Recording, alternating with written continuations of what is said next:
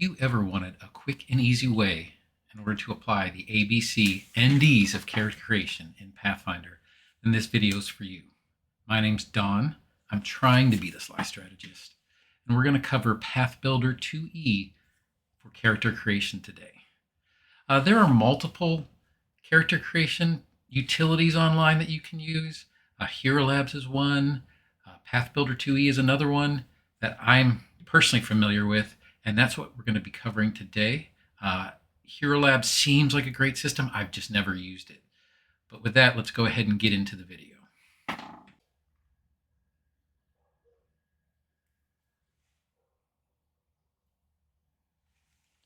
So here we are in Pathbuilder2E, and we are getting ready to create our character. So let's go ahead and name our character. We are going to go ahead and we are going to name our character Bob.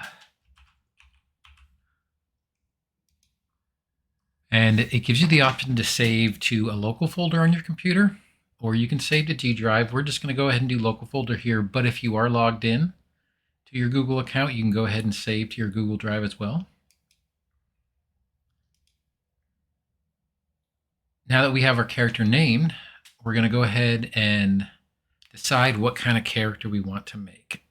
So based off our first character creation video, we're going to make a Dwarven fighter that has a background of a farmhand. So let's go ahead and start with our ABCs and pick our ancestry. So when you click on ancestry, it includes all the common ancestries that are available in the core rulebook, as long as with all the expansions as well. You can go to uncommon, you can go to rare, or you can go ahead and go to a complete list of all ancestries that are available. We're going to go ahead and stick with common, and we're going to click our dwarf. Now, this particular sheet tells you that it has your 10 hit points. It's a size medium. His speed is 20 feet. What his ability boosts will be in addition to the free. What his flaws are, which is charisma in this case, as well as what languages that he would have just for being a dwarf, and the fact that he has dark vision. It's nice that it tells you these things. However, it will automatically be added to the character sheet once you select your race or your ancestry. So let's go ahead and do that. We're going to accept the dwarf. And as you're going to see, it already added the size medium. It already added the speed. It already added our base characteristics, as well as our starting characteristics here. So with that, we're going to go ahead and we're going to move on to B, which is our background. So go ahead and click on background, and it has a complete list of all the backgrounds that are available, in addition to backgrounds that are available in some of the common campaigns and adventure paths. If you were to select this, you could go ahead and scroll through, and you could find some that are available not just in the core rule book, but in various campaigns and other books. Once again, you can click on all again in order to go through the complete list that's available within Pathbuilder itself. We're going to go back to general, and we're going to go ahead and select our farmhand. Once again, it tells you everything that you need to know about the particular background that you're selecting, including what 2 ability boosts you're going to get, what the fixed one is, and your free, as well as your skill that you get, and what type of feat you get with this particular selection. So we'll go ahead and hit that. And it actually will already start filling that out for you. And we're going to go ahead and we're going to look at the different classes, but we are going to select fighter. It will start with all the classes that are available, all 26, but we're going to stick with the core here, and we're going to go to our fighter. Once again, it tells you a little bit about your fighter, gives you a brief description, tells you what your key ability scores are. In other words, what you want to key on. We're going to make our fighter a strength-based fighter, so we're going to try to get our strength to 18. It tells you what additional hit points you'd get in addition to your con modifier. Gives you that you're an expert in perception. It gives you what your saving throws will be. Skills that you get. as well as your weapons, defenses, and your class DC. It gives you that for any single class that you do. Once again, we're going to stick with fighter here. We'll go ahead and accept that. And then we get to the Ds. We were talking about the Ds, which is don't forget about your 4 free ability scores. That is right here. You can go ahead and once you click on that, you can select all your ability scores in order to try to get yourself up to that 18. You're going to see what you're already set at for everything you get. Remember that the dwarf has a flaw for charisma, so it already took that away. So for our ancestry, we can go ahead and pick any of these. We're going to go ahead and stick with strength. It already has the constitution bonus, it already has the wisdom bonus, and it already gave us a negative for charisma. One thing I do want you to notice here is we mentioned before that you can't double up within a certain selection line. So you will see that Constitution and Wisdom are not on this list because they can't be doubled in this particular selection. So now we're going to go to our background boosts. Our background boosts are the one selection, which is fixed, which is either Constitution or Wisdom. We're going to stick with Constitution. This is coming from the farmhand. And this is our free ability. We are going to go ahead and we're going to pick Strength. If we were to try to pick Constitution again, it would give you a warning that you cannot do that. It's an illegal background boost because you're trying to double up in one particular category. So it kind of gives that to you so it prevents you from making that mistake. As well as our class boost. Once again, our class boost, which is a fighter, was either strength or dexterity, and we're going to keep them on strength. So now we have what our final stats will be once we hit finished. And here are our 4 free ability boosts. This is the D. So we're going to go ahead and collect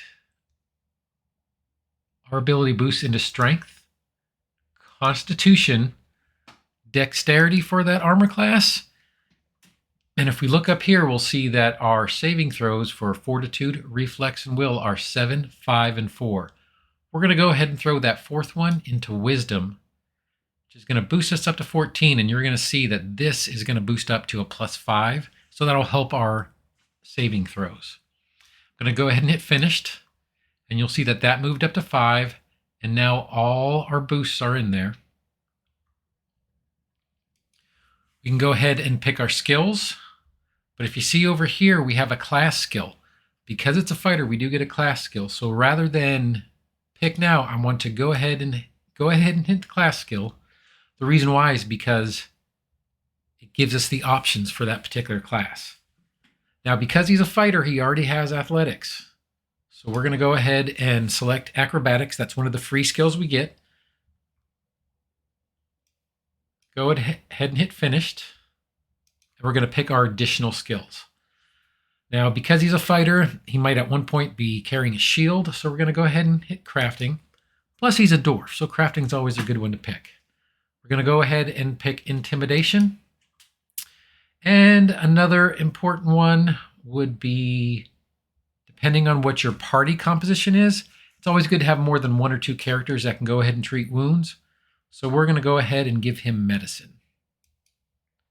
Go ahead and hit finished. And you're going to see all your skills that you selected are here, along with the bonuses. Now for our heritage, which is tied to our ancestry, we decided we were going to select Ancient Blooded, and it goes and gives you a description and tells you about what you're going to get out of it. So we're going to go ahead and accept our Ancient Blooded. You see right here that that got added to what our reaction would be. An ancestry feat, we decided we were going to stick with a Dwarven Weapon Familiarity.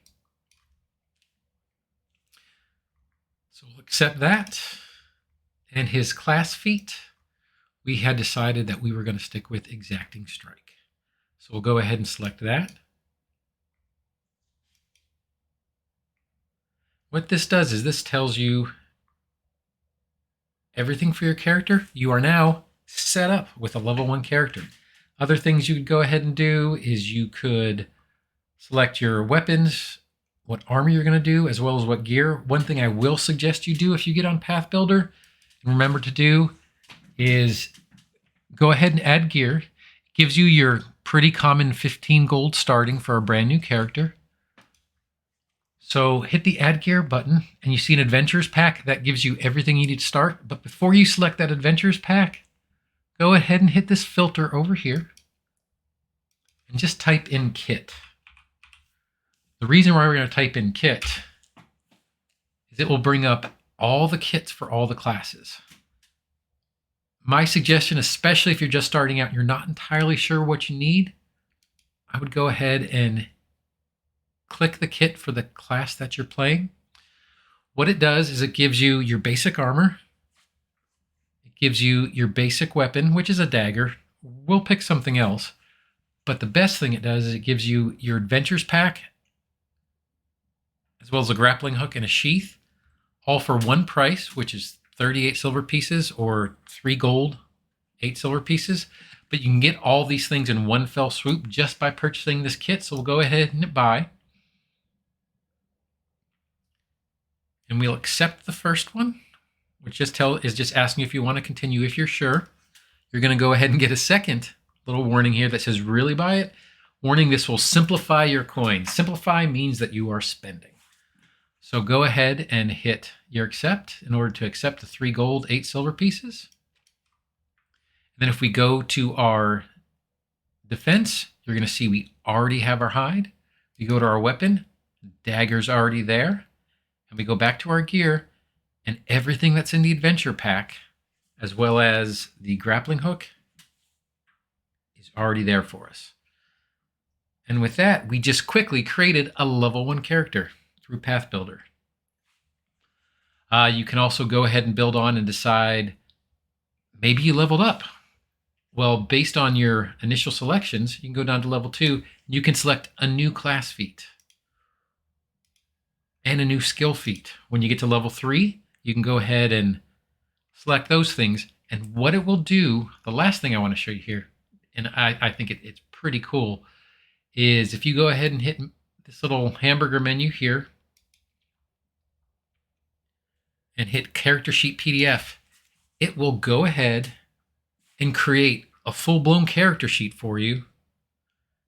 Everything already filled out. So you have this on paper, so you don't need to carry a computer around with you or go ahead and try and find this on your computer. All your feats laid out. And it has space for anything that you could possibly be adding later, as well as notes. And that is creating a character on Pathbuilder 2nd edition. I hope you enjoyed that look into Pathbuilder2E and how it can really accelerate your character creation in Pathfinder. If you liked the video, I would appreciate if you subscribed or go ahead and hit that like button. If you have any comments or corrections that you'd like to add, please feel free to leave a comment and I'll answer as quickly as I can.